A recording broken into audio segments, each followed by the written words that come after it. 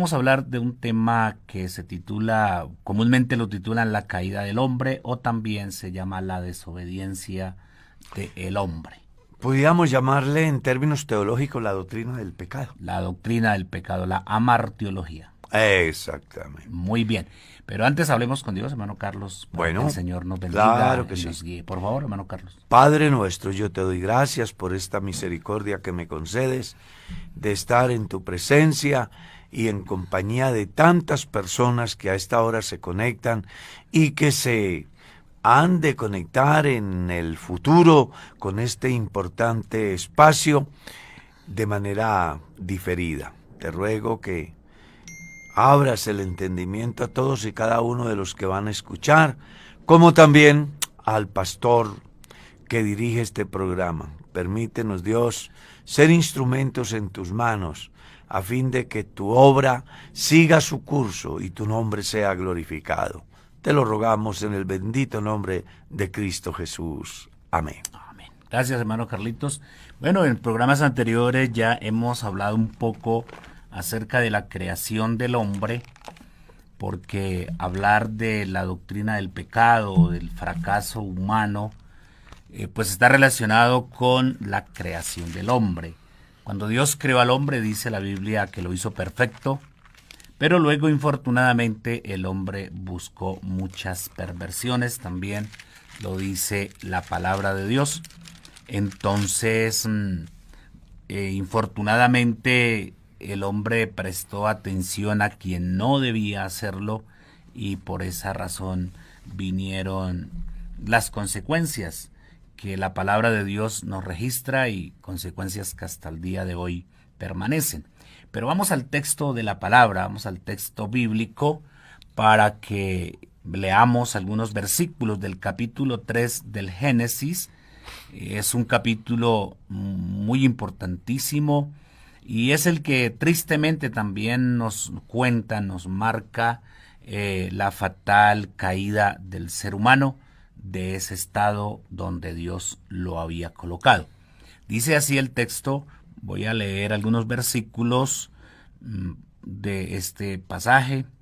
Dice la palabra, pero la serpiente era astuta, más que todos los animales del campo que Jehová Dios había hecho, la cual dijo a la mujer, con que Dios os ha dicho, no comáis de todo árbol del huerto. Y la mujer respondió a la serpiente, del fruto de los árboles del huerto podemos comer, pero del fruto del árbol que está en medio del huerto, dijo Dios, no comeréis de él, ni le tocaréis para que no muráis.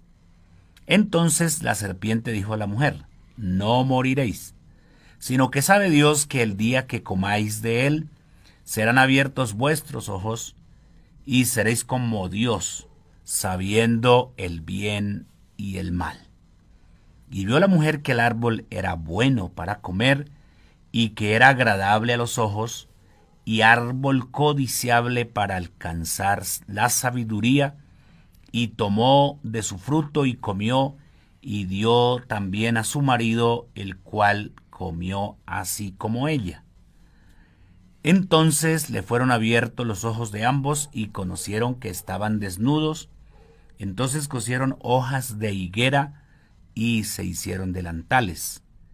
Y oyeron la voz de Jehová Dios que se paseaba en el huerto al aire del día, y el hombre y su mujer se escondieron de la presencia de Dios entre los árboles del huerto.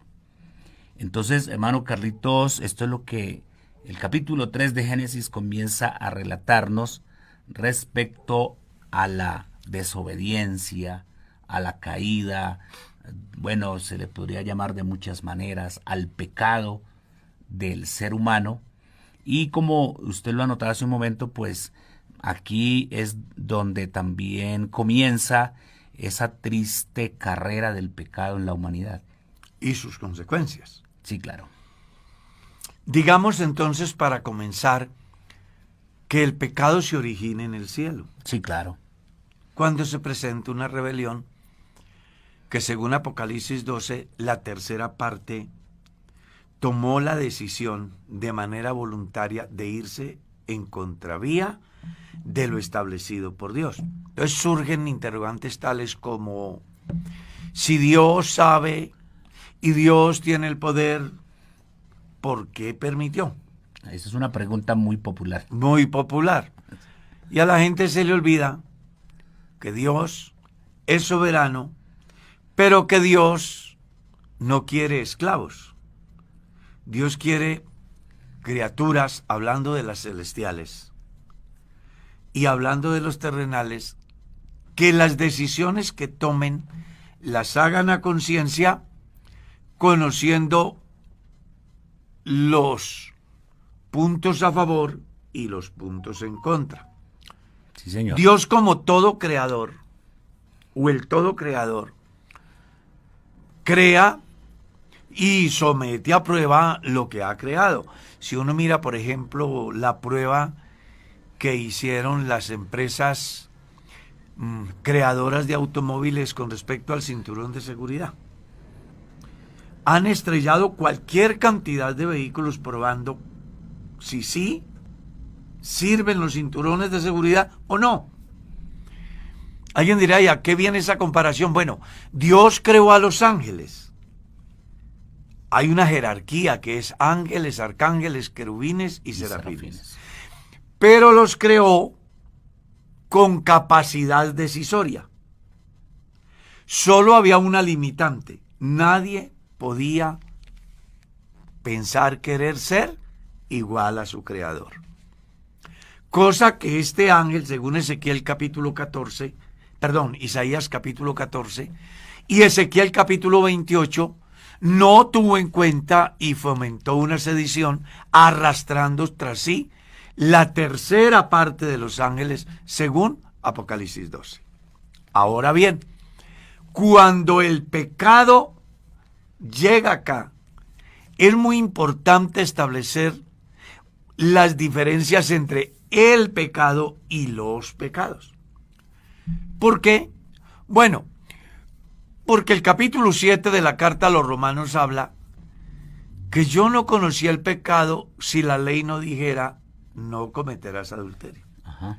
Para el momento en que el hombre entra en el estado de desobediencia, es bien interesante que las personas tengan que el pecado de adulterio no existía.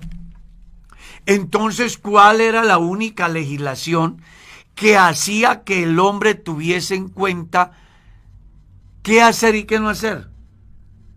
Era aquel de no dejarse afectar los sentidos de la influencia del mal. Tengamos en cuenta que el primer pecado es la desobediencia. Cuando ustedes leen la Escritura, encuentran, y Jehová mandó a Adán diciendo, es un mandamiento. No comerás. No comerás. Es un mandamiento. Claro. Y le dice, porque el día que de él comáis, de cierto morirá. Es la única ley que aparece cuando Dios establece al hombre en el huerto. ¿Qué pasa entonces? Bueno, que la serpiente, en otras palabras, Satanás disfrazado de astucia. Porque si Satanás se le presenta a Adán y Eva como lo que él es, Adán y Eva no hubiesen caído. Claro, es que la Biblia dice que él se disfraza. Exactamente. Y ha utilizado una figura muy interesante, y esto sirve inclusive para darle respuesta a preguntas tales como: ¿las serpientes caminaban erectas? ¿Las serpientes hablaban? ¿Es verdad que Eva tuvo una relación sexual con la serpiente y de ahí vino Caín? Dice, incluso es una secta. Claro, que la llaman el tabernáculo o la carpa, la doctrina de la serpiente, que comúnmente es el movimiento de William Soto Santiago. Entonces aquí es muy interesante que las personas nos llenemos del conocimiento en estos campos para que no nos dejemos afectar. Y lo digo así, incluyendo a creyentes y a pastores que a causa del desconocimiento del contexto entran en terrenos desconocidos que al final lo único que generan es confusión. Inclusive algunos se han extraviado de la fe. Hermano Carlos, podemos decir ahí que en el caso de la serpiente lo que usted nos está anotando, podemos encontrar una personificación, una manera, una figura entre muchas que Exacto. Satanás ha utilizado para engañar. Exactamente. Y por eso dice la Biblia que nosotros no debemos ignorar sus maquinaciones, Claro. porque él se disfraza Claro. como un ángel de luz Por para ejemplo. engañar, para trastornar, para atentar al ser humano. Y en este caso, la astucia del enemigo, una vez que ha sido destronado, busca echar por tierra la obra de Dios. Porque cuando usted lee Génesis 1:1, dice, en el principio Dios creó los cielos y la tierra, punto. De ahí hacia atrás no sabemos cuántos miles de años ocurrieron. Sí, sí, eso no lo podemos medir nosotros. Ni nadie. Ni nadie. Ni nadie. Ni nadie. Existen evidencias a partir del hombre. A partir del hombre. Pero no existe una historia del tiempo de Génesis 1:1. Luego en el versículo 2 comienza, y la tierra estaba desordenada y vacía. Es como si comenzase otro periodo. Así como Hebreos 1, Dios, habiendo hablado muchas veces en otros tiempos a los padres por los profetas, Ahora. ahí nos se resume que todo el Antiguo Testamento. Y ahí, la expresión que sigue habla del Nuevo Testamento. y la expresión que sigue habla del Nuevo Testamento. Ahora en estos tiempos. Ahora en estos tiempos. Así va a ocurrir en Génesis 1:1 y 1:2. Y la tierra estaba desordenada y vacía, y el Espíritu de Dios se movía sobre la faz de las aguas. Hay quienes sostienen que si estaba desordenada fue porque estuvo llena. Y que si estaba que si estaba desordenada fue porque estuvo ordenada. Y que si estaba vacía fue porque estuvo llena. Entonces surgen interrogantes tales como, ¿quién causó ese caos? ¿Está claro? Sí, señor. Tú no encuentras en el capítulo 14 del libro del profeta Isaías la respuesta. Aquel querubín que asoló. A las naciones. Exactamente. Y es la respuesta a aquellos que también preguntan por ahí sobre los dinosaurios, ¿no? ¿Existieron los dinosaurios, sí o no? Bueno, yo estuve en un museo donde vi un fósil. Un fósil de una criatura que tenía más de 30 metros. Y, bueno, me pareció muy importante verlo con mis ojos. Cosas que uno nunca pensó que llegaron a existir, pero que la arqueología y los paleontólogos en sus investigaciones han encontrado. Tuve la oportunidad de estar en un desierto y en uno de sus museos encontré un colmillo de un animal más grueso que el puño de la mano de un hombre gigante. O sea que sí hubo unas criaturas que la ciencia hoy les llama dinosaurios, ¿no?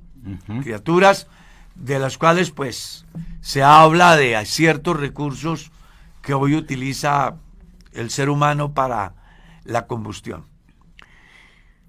Todo esto digo para que nos demos cuenta que una vez que Dios comienza a establecer, a organizar y a separar, a dar orden a todo, una vez que establece al hombre, el que causa el caos, dice, ya hice un daño en el cielo, voy a hacer un daño aquí en la tierra. Y cuando Dios le ha mandado a la primera pareja no comer del fruto prohibido, se aparece la astucia de ese ángel caído bajo la figura de una serpiente para decirle a Eva que es auditible. Recuerde que lo primero que afecta es el oído. Ajá. El hombre tiene 5 sentidos y si usted le viene el proceso en cuenta que le afectó los 5 sentidos. Sí, claro. Los 5 sentidos. Y esos 5 sentidos en la mujer es el todo del hombre. Increíble, ¿no? Entonces, el diablo afecta los 5 sentidos de la serpiente, de la mujer, y esta, pues, entra en un diálogo interesante donde el enemigo simplemente le revela su carácter, que aparece registrado en el capítulo 14 de Isaías, cuando el diablo dice, subiré a lo alto, ¿cierto? Junto a las alturas, junto a las Sí, alturas. junto a las alturas de mi Dios, y colocaré mi trono al lado del Altísimo, y seré semejante a él. Aquí mi hermano Carlos, la sutileza que Satanás hace. Claro. Y eso lo tiene que entender el creyente de hoy, que Satanás es sutil. Yo siempre he dicho, Satanás no viene a atacarnos con metralletas, con cosas... Ni el diablo es como lo pinta. Exactamente. Él de manera sutil, y mire, cuando se encuentra la mujer, le hace una pregunta muy sutil, y le dice, ¿con qué Dios? Oiga, tu Dios. Ajá, mire tu Dios como como los tiene, ¿no? Privados, maniatados, cohibidos, Cuando ustedes... bueno, de todo. Y eso es lo que el mundo hoy piensa de nosotros y nos lo expresa también, ¿no? Pero mire, pastor, algo muy importante, y es la reacción de la mujer. Ajá. Dios no nos ha dicho que no disfrutemos, lo que nos ha dicho es que hay un árbol que produce un fruto. O sea, ella tenía claras las cosas. Claro, el cual ni lo debemos mirar. Ahí comenzó ya ella. Sí, porque eso tampoco les ha dicho Dios. El Señor les ha dicho eso. No lo tocaréis, no dijo la Biblia, dices no comáis. Exactamente. Entonces viene ya, entra como la confianza del diálogo. Claro. Entonces ya viene la otra, yo diría que es la mentira garrafal de Satanás, donde le dice a la mujer, no van a morir, o sea, no hay problema por la muerte. Ustedes pueden disfrutar, coman. Sí, tranquila, la muerte no les va a afectar, sino que Dios sabe que el día que ustedes coman, sus ojos serán abiertos, y ahí viene otra gran mentira, y ese es el principio por el cual se originó el pecado en el cielo, y es el ser como Dios. Entonces a ella se le abren semejantes ustedes ojos. van a ser como Dios. Y caramba, ¿cómo así? Que el comer de ese fruto llega a traer resultados tan importantes como Tan ser igual a Dios. increíbles. ¿Ves? La ambición, Ajá. el querer ser lo que no es, el querer estar donde no está, el querer saber lo que no saben, que es el complejo que afecta a la humanidad hasta el día de hoy. Entonces, ser como Dios entonces significa no necesitarlo, no depender de Él. Ya lo que Él dijo, lo que él anotó ahí en la norma que les dio, ya no tiene valor.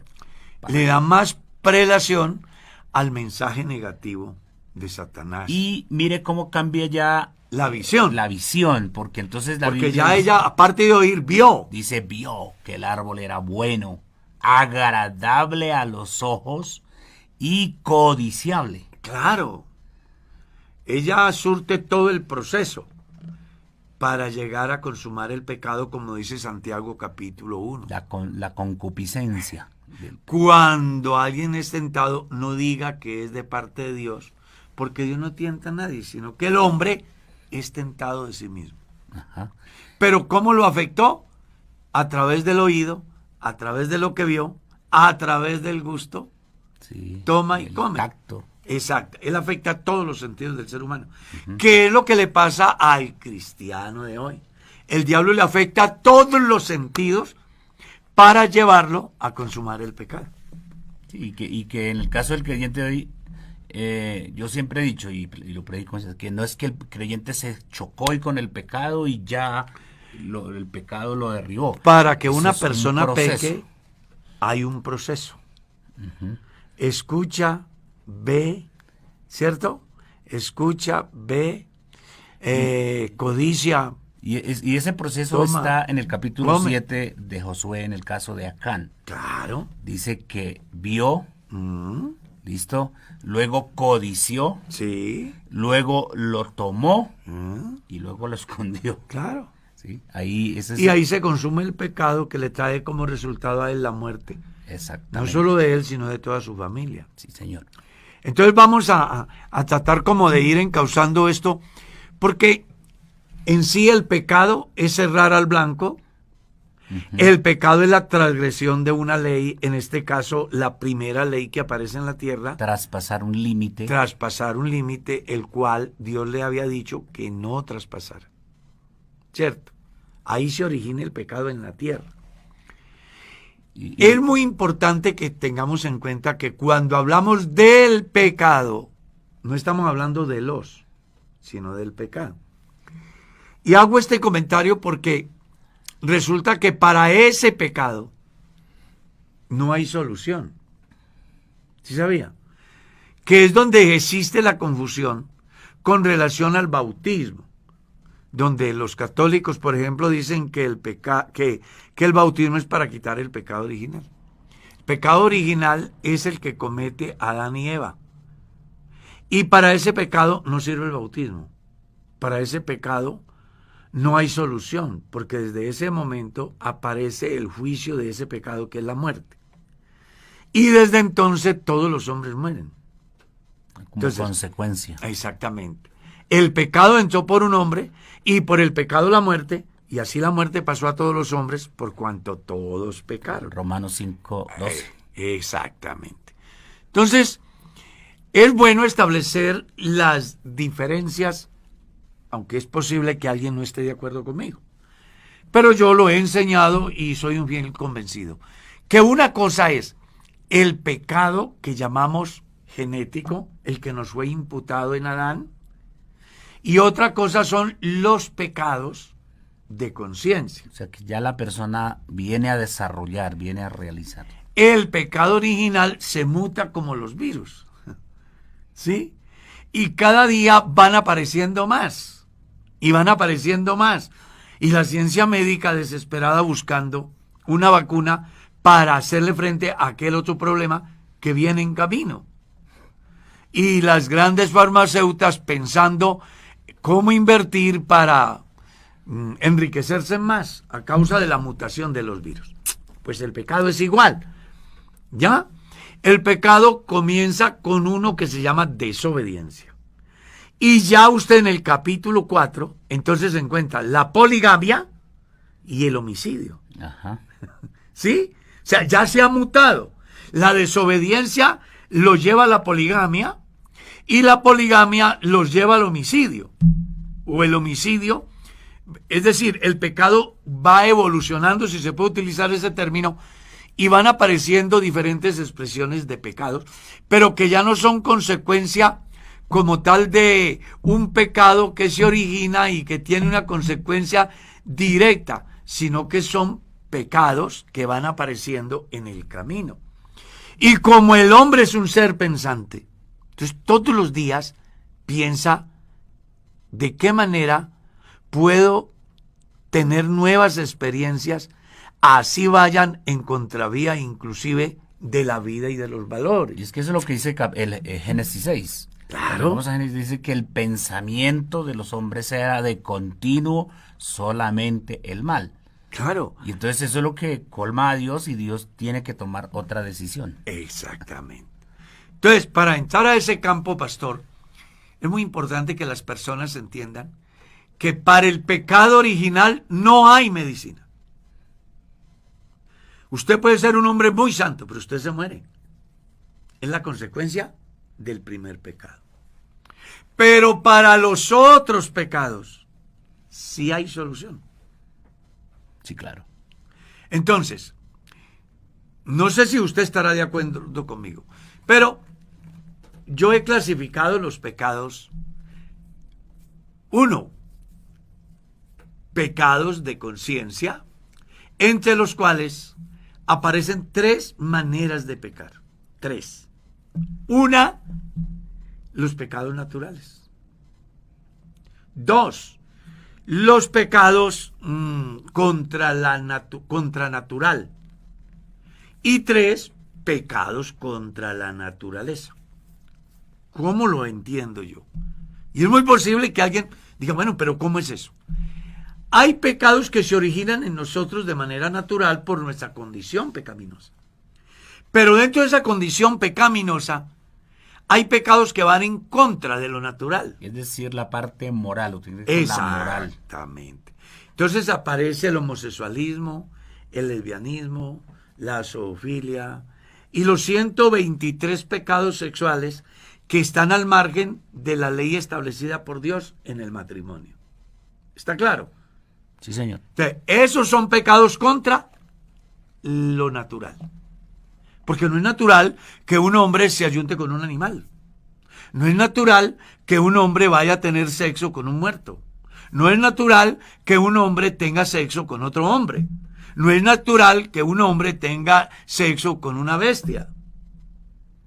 Son pecados contra lo natural. Y hay pecados contra la naturaleza. ¿Cuáles son? Aquellos de los cuales Dios le dice en el Génesis que ha puesto al hombre en el huerto para que lo labre y lo cuide. Y resulta que el hombre lo que hace es destruir, contaminar, talar, extinguir especies. Entonces, cuando el hombre tala bosques, contamina ríos, obstruye la capa de ozono, mata las especies, está pecando contra la naturaleza. Y le es contado como pecado delante de Dios. La misma creación de Dios. Claro, pues es que, ¿no ves lo que dice Pablo a los romanos? Gime la misma naturaleza con dolores indecibles, aguardando la manifestación gloriosa de los hijos de Dios. Es decir, cuando el hombre deje de hacer daño en la creación. No sé si usted estará de acuerdo con eso. Sí, es válido, hermano Carlos, el pensamiento, porque Dios hizo al hombre, lo estructuró humanamente, como somos nosotros los seres humanos, pero recuerde que la Biblia dice que Él nos hizo a su imagen y a semejanza. Su semejanza. Entonces, cuando la Biblia se expresa de esa manera, entonces se está hablando de la parte espiritual, de la parte moral, de la parte del conocimiento que Dios colocó en el ser humano. Gracias, hermano Ezequiel. Entonces, claro que sí, hermano Carlos. Entonces cuando uno se ubica en este contexto, entonces esto nos hace pensar, y qué bueno que los hermanos que están ahí escuchando esta enseñanza también, pues que hagan sus apuntes y lo puedan ver de esa manera, que el pecado no solamente fue que el hombre estaba aquí sentado y simplemente se cayó de una silla y que eso fue así nomás. Cuando nos ubicamos en todo este contexto, entonces podemos decir que el desastre fue muy grande, es muy grande. No, pues es un caos universal. Y por eso las consecuencias que hoy se viven. Ya podemos decir, ¿dónde se origina el pecado? ¿Cómo originó? Afectó a los ángeles, y luego, ¿cómo se origina en la tierra? ¿Cierto? Y sabemos de que el pecado es la transgresión a una ley. Ajá. Que luego Pablo la va a extender a todos los pecados, según Romanos capítulo 7. Ahora miremos las consecuencias. Ya sabemos de dónde se origina, ¿cierto? Quién lo causa, y ahora miremos las consecuencias. Entonces, las consecuencias son nefastas. Lo primero que pasa es que Dios los expulsa del huerto. ¿Qué? Y se establece una separación entre Dios y el hombre. Y ahí es donde va a cobrar sentido el Salmo 8. Porque hasta que el hombre tuvo comunión con Dios, el cielo y la tierra estaban unidos en el campo de la comunicación del hombre con Dios, pues había una comunión íntima y comunicación permanente. Pero una vez que se dé el pecado, entonces, así como cuando el pueblo pecó y la gloria de Dios se levantó del templo y quedó el templo vacío, así también cuando el hombre peca es destituido de la gloria de Dios. La comunión con Dios se pierde. Exactamente. Sí. Por eso el Pablo dice que por cuanto todos pecaron, ¿qué? Todos están destituidos de la gloria de Dios. Y por eso el Salmo 8 dice: has puesto tu gloria sobre los cielos. Porque donde debió estar, que era en el hombre ha quitado toda posibilidad a causa de su transgresión. Entonces, hay unas consecuencias. ¿Cuáles son? La enfermedad, el dolor, la muerte, la separación del hombre con Dios. Eso se relaciona con la condenación. Exactamente. Claro. Porque el hombre peca, pierde su comunión, y como está diciendo, no solamente es que lo echaron, listo, me echaron de aquí y no pasó nada, ¿sí? Pero todas estas consecuencias, dolor... Toda acción tiene consecuencias. Claro.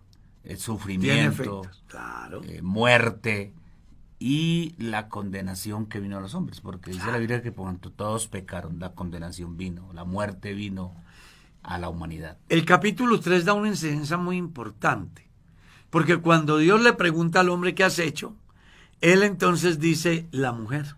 Ajá. Y le pregunta a la mujer, ¿y qué dice la mujer? El hombre. Sí. No. Al hombre le pregunta y él dice la mujer. Ajá. Y luego le pregunta a la mujer y ella dice la serpiente. Entonces viene un juicio para cada uno, o sea, una sanción muy interesante. Ajá. Al hombre lo puso a ganarse el pan con el sudor de su frente. Todos los días. Todos los días. Eso quiere decir que el hombre dejó de depender absolutamente del favor de Dios para desgastar su vida tratando de sobrevivir. A la mujer, la consecuencia ¿cuál fue? Aumentaré sus dolores.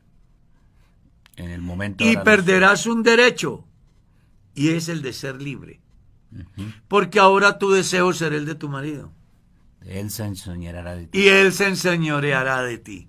No vaya a creer que eso aparece por casualidad, el fenómeno que hasta hoy viven luchando por ser iguales al hombre. Se les olvida que hay una raíz de toda esa problemática, y es la consecuencia del pecado. Y esto no es cuestión de machismo No. ni de feminismo. No. Es una consecuencia del pecado Claro. como tal. Claro, hay dos personas, vamos a suponer que es hombre y mujer, y delante de sí tenemos dos barriles. No sé qué entenderá usted por barril. En mi tierra un barril es una vasija donde se cocina la miel de la panela, por ejemplo. Y hay un hombre y una mujer frente a él y se les advierte, y puede ser que la mujer diga, no, yo no meto la mano porque me quemo. Pero el hombre diga, no, yo sí quiero probar. Mete la mano y se quema. Entonces, ¿quién es el culpable? ¿Dios o el hombre que sabiendo que si metía la mano se quemaba? Esto es solo como para ilustrar. Sí, claro. Porque la gente dice, Dios es machista, la iglesia es machista, la Biblia es machista. No. Al contrario, la Biblia lo que da es una enseñanza muy interesante acerca de que cada acción tiene una consecuencia. Y en la falta de gobierno, de autoridad de Adán, lo llevó a tener que asumir una situación muy compleja, entre ellas salir del huerto y comenzar a sobrevivir de una manera diferente a como Dios se la tenía planeada. Y hermano Carlitos, aquí entonces aparece un fenómeno que siempre ha existido, y es el de buscar a un culpable para justificar mi error. Exactamente. ¿Sí? Entonces la mujer o Adán, el hombre, dice la mujer, y entre comillas o en manera indirecta culpa a Dios, la mujer que usted me dio. Claro. O sea, si usted no hubiera dado mujer, entonces no hubiera pasado No, yo no nada. iba a tener este problema. Según él, ¿no? Según él, Sí, sí. sí. Y luego entonces la mujer culpa a la serpiente, y así sucesivamente. Entonces viene una cadena como de consecuencias de las acciones. ¿sí? Como de disculpas, como... Aparece la cadena de disculpas, pero también de consecuencias. Exactamente. Porque las disculpas no evaden, no impiden las consecuencias. No, señor. Y el hombre con el sudor de su frente. La mujer le multiplicaré sus dolores. Y a la serpiente maldita serás. Entre todos los animales. Y Dios también de las consecuencias. Exactamente. Entonces es importante que nosotros no nos escudemos en consecuencias, en excusas, sino que bueno, que el hombre sea capaz de enfrentar pastor, yo di una conferencia. Tenga carácter de enfrentar su error, su pecado, y diga así. Claro, yo di una conferencia alguna vez y la titulé ¿Quién es el culpable? ¿Usted o yo? ¿Ves? Y basé mi tesis en eso. A la mujer, la serpiente, y la serpiente no tuvo excusas. Oh, ya estaba más que hundida, desde arriba. Sí. Entonces, para ilustrarlo, coloqué una anécdota y un pasaje de la Biblia. La anécdota es que un fiscal o un juez va a una penitenciaría al patio donde están los delincuentes más peligrosos, que están condenados por los delitos más graves. Y entonces comienza a preguntarle a cada uno, con el compromiso que si le dicen la verdad, él los va a dejar libres. Yo hoy he venido con la intención de dejar libre a quien me diga la verdad. Entonces llamó a Andrés. Andrés, yo quiero que me diga la verdad. ¿Por qué está usted acá? Era un delincuente de lo más malo. Y él dijo, yo estoy, señor juez, por equivocación. Ah, bueno, hazte a este lado. Llamó al otro. ¿Usted por qué está aquí? Venga, lo que pasa es que hubo una revuelta y apareció un muerto y alguien dijo que era yo, pero yo soy inocente. Yo, hazte aquí. Fue colocando a todos ahí. Hasta que llegó a uno que estaba arrinconado, mal encarado, que la cara, como dice el dicho, le hacía el sumario. Lo dilataba. Lo dilataba. ¿Usted por qué está aquí? Yo estoy aquí porque he sido lo peor de la sociedad. Yo no merezco ni siquiera estar vivo.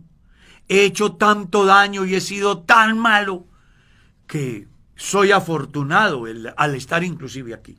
Estoy en un lugar que realmente merezco y mucho más. Merezco porque solo he hecho lo malo. Y dice que el juez le dijo, empaque su ropa, salga de aquí, que gente tan mala como usted no debe estar en medio de gente tan santa. La moraleja es que a veces los seres humanos nos justificamos las malas acciones y no asumimos la responsabilidad. ¿Qué es lo que le pasa a Adán y qué es lo que le pasa a Eva? Y por eso Romanos lo reitera, lo corrobora, lo dice, por cuanto todos, es decir, aquí no salva a nadie, no saca a nadie, sino todos infortunadamente entonces, hemos pecado. Aparte de esa anécdota, pues yo sustenté mi tesis con el Salmo 51. Porque si usted le viene el Salmo 51, es la confesión de un hombre que ha pecado. Pero él no busca culpables.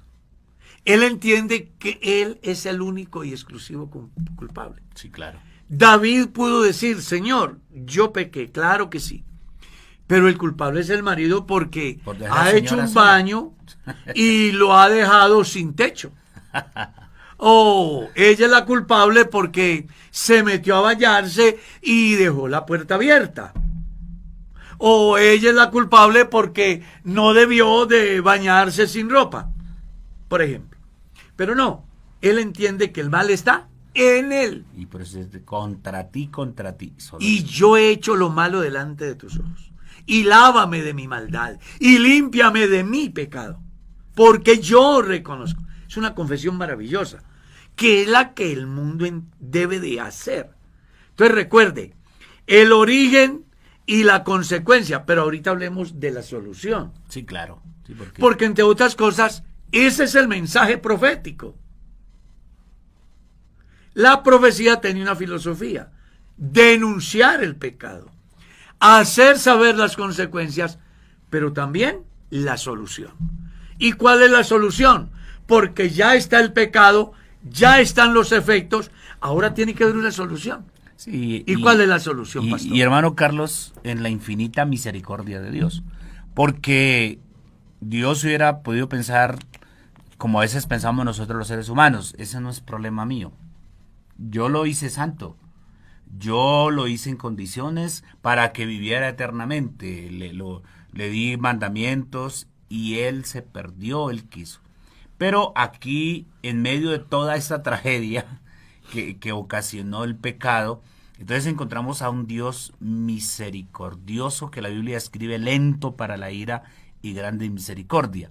Y la solución, hermano Carlos, aparece aquí, en este escenario de dolor, de juicios, de condenación. El hombre es echado, dice la Biblia, no podía estar más ahí.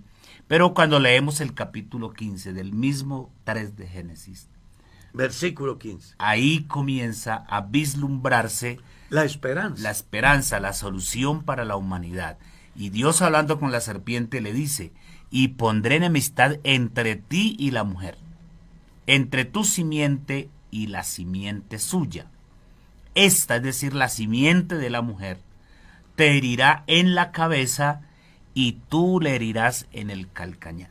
Entonces, aquí está el Señor diciendo a Satanás, es cierto que usted le ha hecho mal al hombre, le ha causado daño, pero eso no es nada a comparación de lo que yo voy a hacer también con lo que sucederá, lo que nacerá algún día de la simiente de la mujer.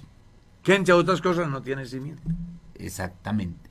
Estaba diciendo de la encarnación de Dios Sí. en la vida de María. Ajá, O sea, es una profecía. Es una profecía que aparece ahí. ajá.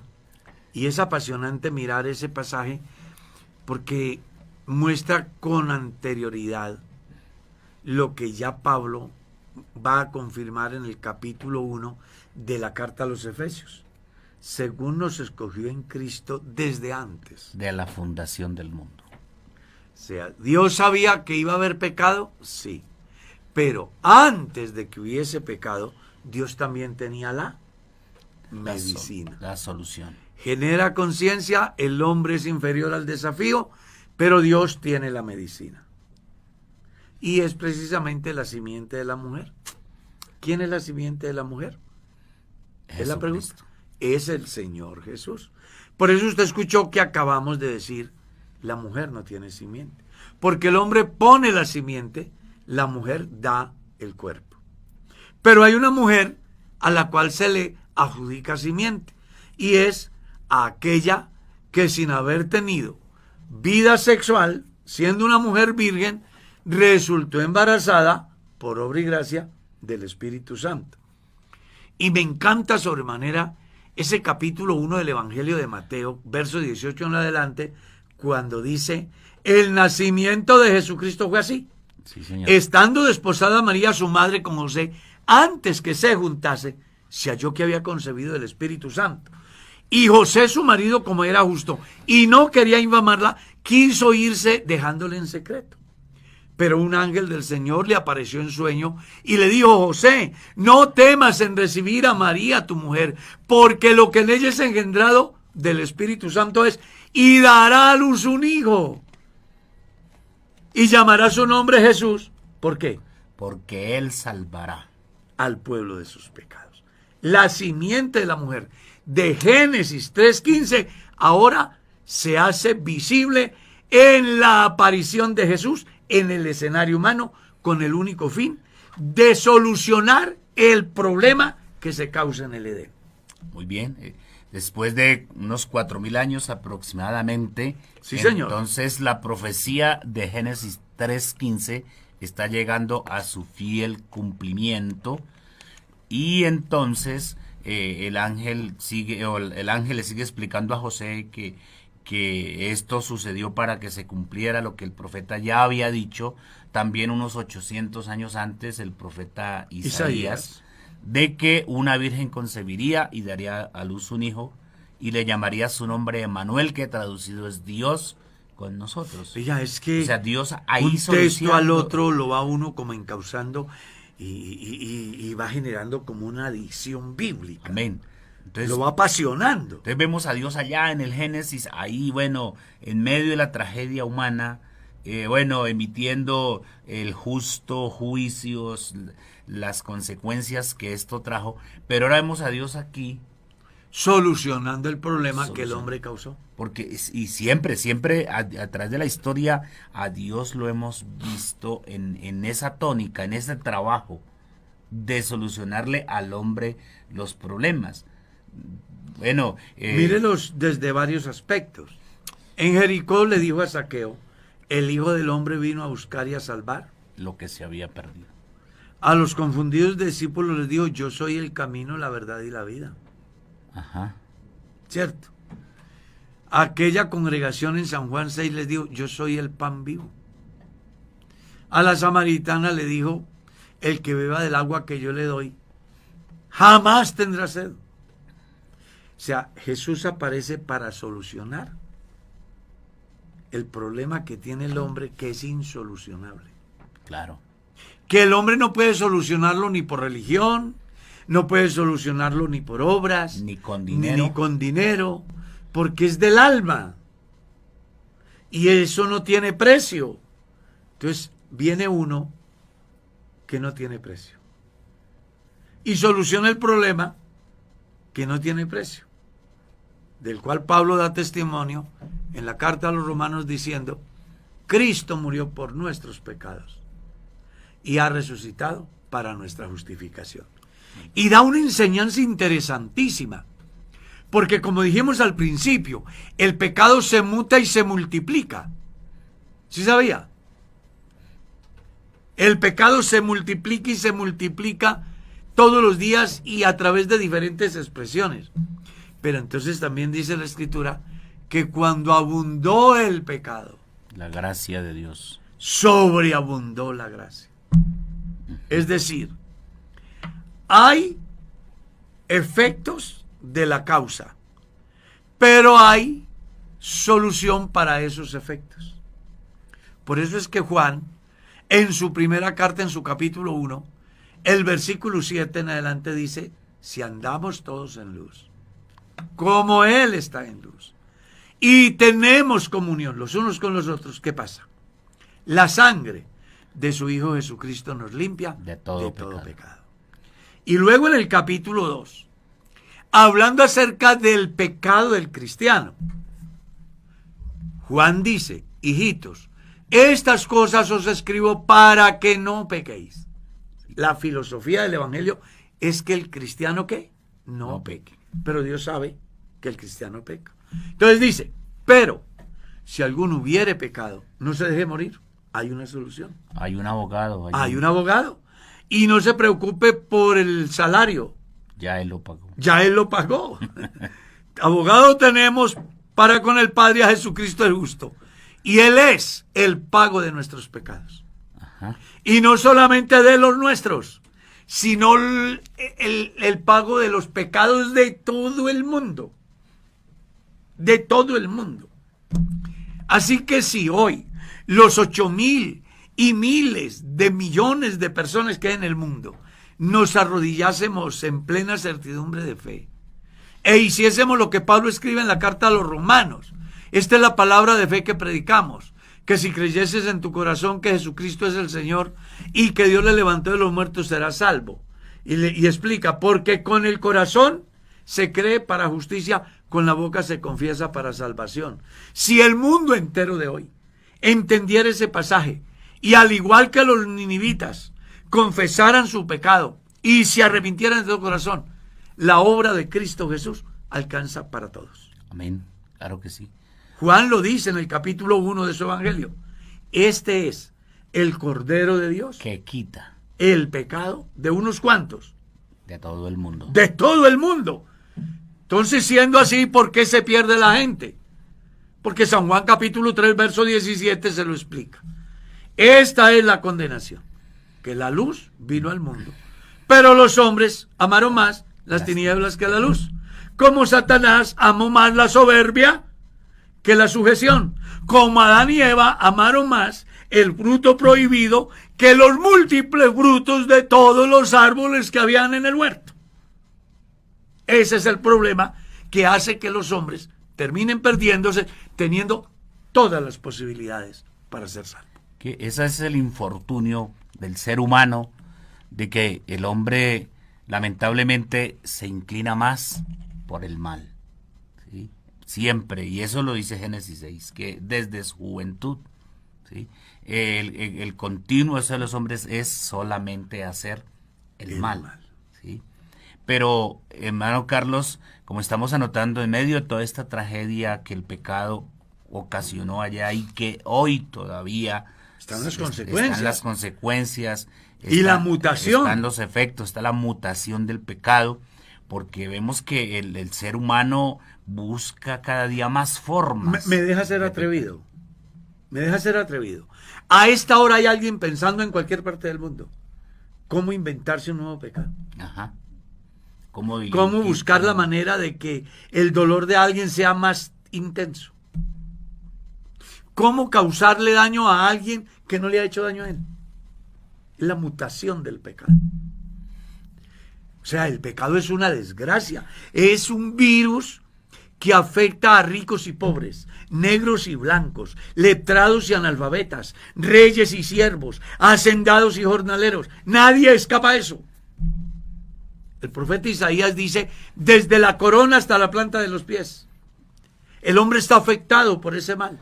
Pero qué lindo poder decir en esta mañana, hay solución. Amén.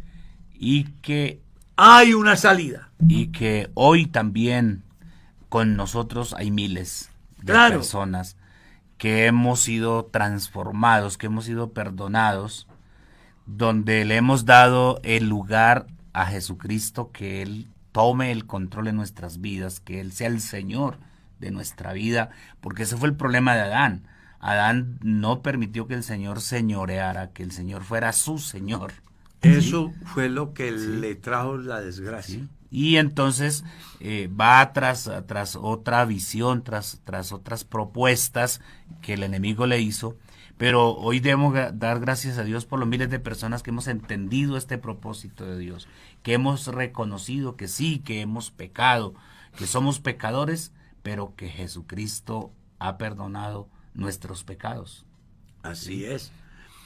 Y vale la pena porque resulta que el tiempo avanza, uno aquí no se da cuenta, pastor. Ya se va a terminar el uno se pone a hablar aquí de esto de Dios, de la Biblia, de tantas cosas tan interesantes, y uno se va apasionando. En mi caso personal, yo me apasiono, porque a mí me encanta esto del Evangelio. Es bueno decirle a la gente que esto no es una historia del pasado, sino que es una historia que está vigente aún. Sí, claro. Es decir, todo el proceso que vivió Adán y Eva para pecar y hacerse acreedores a las consecuencias y a la solución, es el mismo proceso que se vive hoy. Cuando uno lee, mire, es que leamos lo que dice aquí en la carta de Santiago. A mí me encanta ese pasaje porque me da una enseñanza impresionantemente maravillosa. Mire, bienaventurado el varón que soporta la tentación, porque cuando haya resistido la prueba, recibirá la corona de vida que Dios ha prometido a todos los que le aman. Y el punto seguido dice, cuando alguno es tentado, no diga que es tentado de parte de Dios, porque Dios no puede ser tentado, ni Él tienta a nadie, sino que se inicia un proceso ¿a dónde? En mí.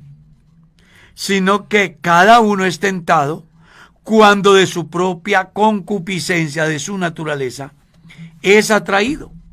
Y una vez atraído, es seducido. Entonces la concupiscencia, después de haber concebido, da a luz el pecado.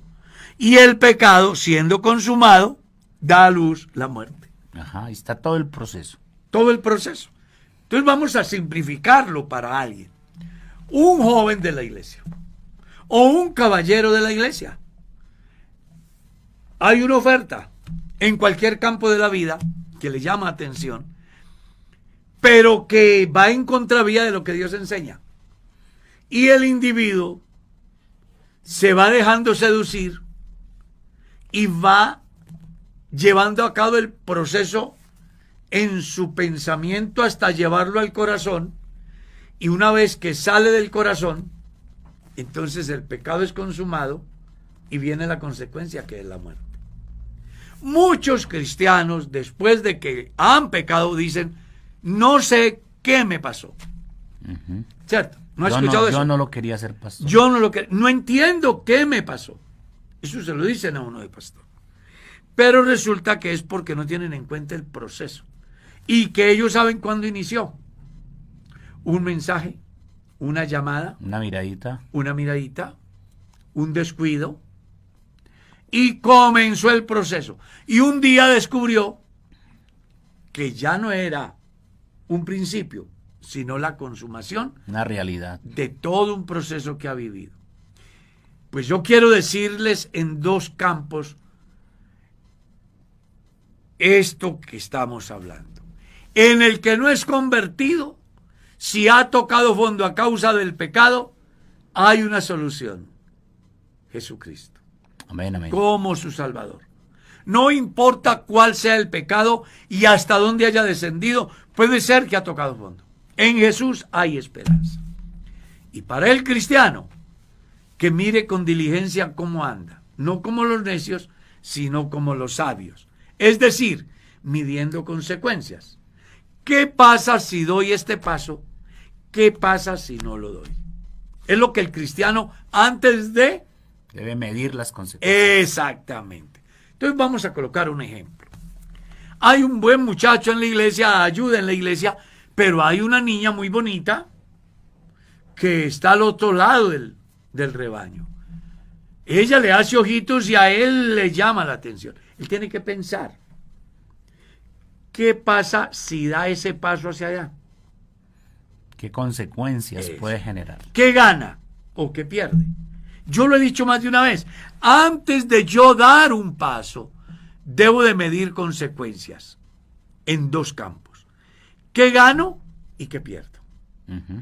Y si descubro que gano más no dando el paso, No lo doy. no lo doy. Y si descubro que gano más dando el paso, pues lo doy. Porque hay dos ofertas, una buena y una mala. Entonces yo tengo que mirar cuando la oferta es buena, ¿qué gano? Cuando la oferta es mala, ¿qué pierdo? Ajá. Y una vez que tengo conciencia de eso y tomo mi decisión, téngalo por seguro que las consecuencias vendrán positivas o negativas. Porque no olvides que en filosofía no hay efectos sin causas. Y el hombre cosecha lo que siembra. Pablo lo escribe así en la carta de los Gálatas. Lo que el hombre sembrare, eso se dará. Entonces tenemos cristianos amargados, resentidos, fracasados. Pregúnteles por qué. Es que han hecho una siembra. Pero encontramos unos cristianos rozagantes, motivados, llenos de energía, de motivos, de ganas para vivir, de echar para adelante. Pregúntele por qué. Es que el destino no existe. Yo hago mi propio destino. Lo que el hombre siembre. Lo que el hombre siembre. Dios no tiene a nadie para que se condene. Dios quiere que todos los hombres sean salvos. Su voluntad es que todos los hombres sean salvos. La gracia se ha manifestado para la salvación de todos los hombres. Dios no quiere la muerte del pecador. Su obra es suficiente para todos los hombres. ¿Por qué se pierde el hombre? Porque no mide consecuencias al dar sus pasos.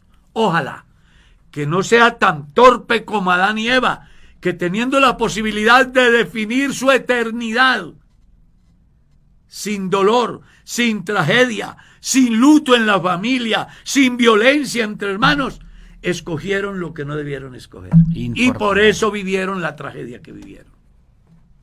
A Dios gracias, hay una puerta abierta, hay un manantial, hay una salida, se llama Jesucristo. Amén, amén. Lamento decirle que el tiempo se fue, pastor. El tiempo se nos acabó. Y también anotar que el pecado no respeta edades, no respeta estatus de ninguna manera. Recordemos que el enemigo es sutil y a donde se le dé oportunidad, él entra y hace mal.